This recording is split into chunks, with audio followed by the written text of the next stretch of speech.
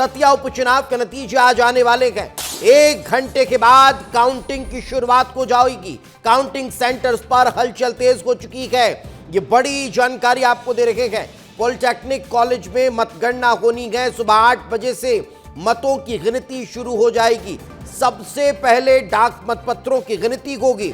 सुबह 8:30 बजे ईवीएम की काउंटिंग शुरू होने वाली है। तो ये बड़ी जानकारी इस वक्त हम आपको दे रहे हैं।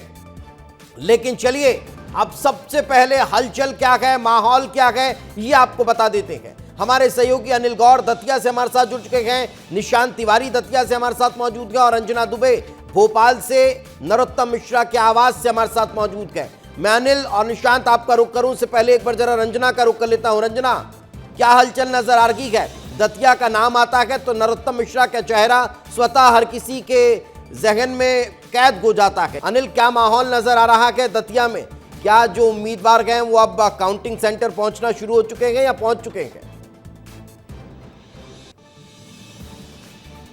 बिल्कुल, देखिए दीपेश, 1 घंटे से कम वक्त बचा है। ठीक 8 बजे मतगणना शुरू हो जाएगी।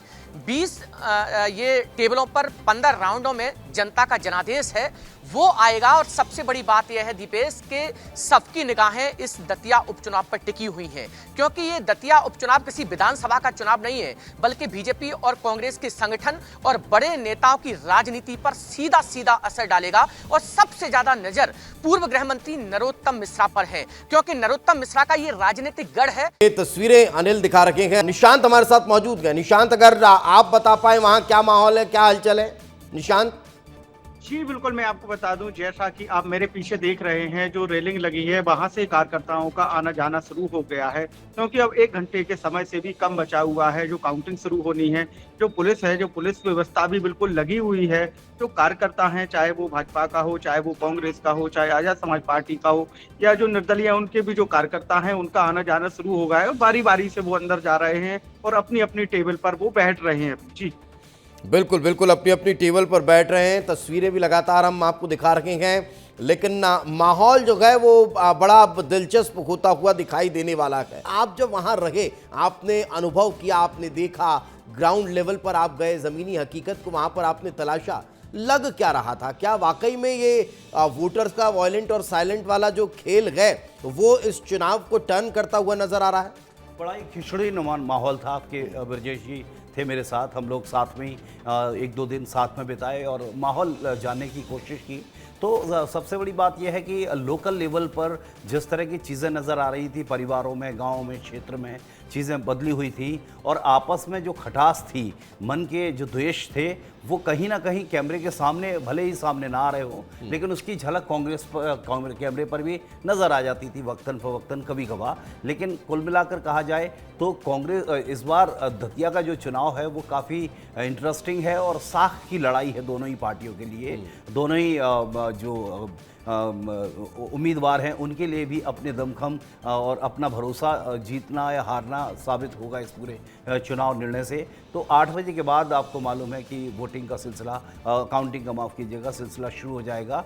और मैं जाहिर तौर पर तो कुछ नहीं कह सकता हूं, लेकिन चूंकि दतिया एक ऐसा सीट रही है, कई चुनावों में हमने देखा, यहाँ हमेशा टाइट फाइट रही है। जीत का मार्जिन बहुत ज़्यादा नहीं रहा है और इस बार तो और ज़्यादा मार्जिन टाइट हो सकता है। और तीसरा फैक्टर आपको पता है कि दामोदर यादव भी खड़े हुए हैं। अगर उनको बम्पर वोटिंग और काउंटिंग में बम्पर वोट मिलते हैं तो इसका नुकसान हमेशा दतिया में थर्ड फ्रंट को कभी आपने नकारा नहीं है। हमेशा दतिया में थर्ड फ्रंट बहुत ज़्यादा एक्टिव रहा है, लेकिन बहुत ज़्यादा असर डाल नहीं पाया है, सिर्फ वो वोट कटवा तक की भूमिका में ही दिखाई दिया है। तो इस बार भी मुझे लग रहा है कि दामोदर यादव इससे ज़्यादा कुछ खेल करेंगे नहीं। देखिए, दामोदर यादव की जो पार्टी है उसको ज़्यादातर समर्थन SC/ST से मिलता है, जिसमें खासतौर पर अहिरवार समाज के जो लोग हैं, वही वोट कांग्रेस का भी है।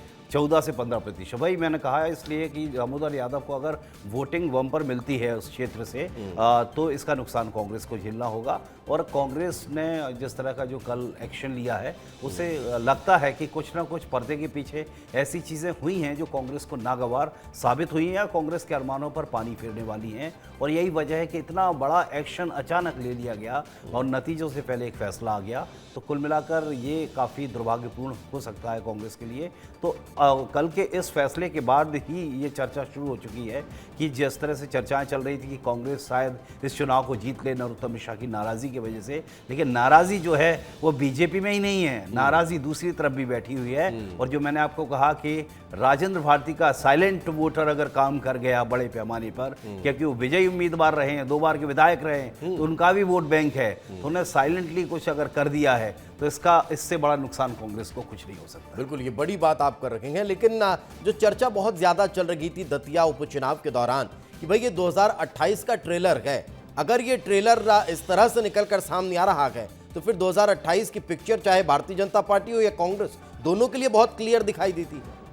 देखिए, वो कहा जाता है कि चावल पक गया है कि नहीं, कि चावल उसके लिए चेक करना होता है, तो ये कहना भले ही जल्दबाजी होगी। अभी मोदी मेनिया पूरे देश में है, मोदी का जो जादू है पूरे देश में है, तो ये तो हम जाहिर तौर पर नहीं कह सकते हैं। लेकिन एक सीट पर जो लड़ाई है वो नाराज़गी की भी है, क्योंकि दादा का टिकट कटा है कई लोग, क्योंकि दादा ने इस बार बड़ी अच्छी तैयारी कर रखी थी, ऐसा बताया जाता है। मैं इसीलिए ये सवाल पूछ रहा हूँ कि 2028 का ट्रेलर है, क्योंकि अगर नरोत्तम मिश्रा का टिकट कटा और अगर ये परिणाम कुछ हद तक बहुत अच्छे साबित हुए भारतीय जनता पार्टी संगठन के लिए, तो फिर एक तरीका मिल गया दतिया से कि भाई ठीक है, हम और 2028 के लिए जो सोच रहे हैं उस पर काम किया जा सकता है।